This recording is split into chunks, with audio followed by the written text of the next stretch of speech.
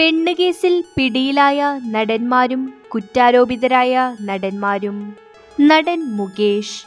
രാത്രികാലങ്ങളിൽ വാതിലിൽ മുട്ടുന്നുവെന്ന് ഒരു നടി മുകേഷിനെതിരെ ആരോപണം ഉയർത്തിയിരുന്നു. അലൻസിയാർ. നടി ദിവ്യ ഗോപിനാഥാണ് അലൻസിയാറിനെതിരെ പരാതി നൽകിയത്. റൂമിൽ കയറി മോശമായി പെരുമാറിയെന്നായിരുന്നു പരാതി. രഞ്ജിത്ത്.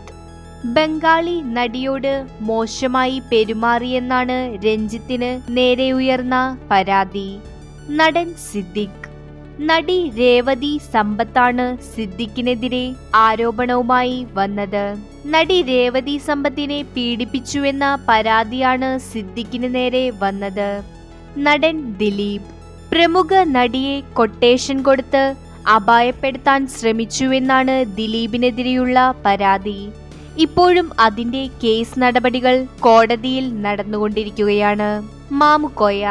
മാമുക്കോയയുടെ മരണശേഷമാണ് ഒരു നടി മാമുക്കോയ തന്നോട് മോശമായി പെരുമാറിയെന്ന് പറഞ്ഞത്.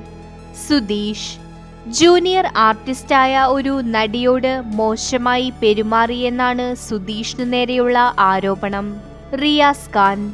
നടി രേവതി സമ്പത്ത് തന്നെയാണ് റിയാസ് ഖാനെതിരെയും ആരോപണവുമായി എത്തിയത്. മോശമായി തന്നോട് സംസാരിച്ചുവെന്നാണ് രേവതി സമ്പത്തിന്റെ ആരോപണം. ശ്രീജിത്ത് രവി. നടന് നേരെ ഒരു പോക്സോ കേസുണ്ട്.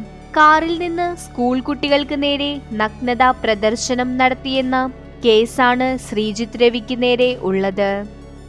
കൂടുതൽ വീഡിയോസിനായി ചാനൽ സബ്സ്ക്രൈബ് ചെയ്യൂ.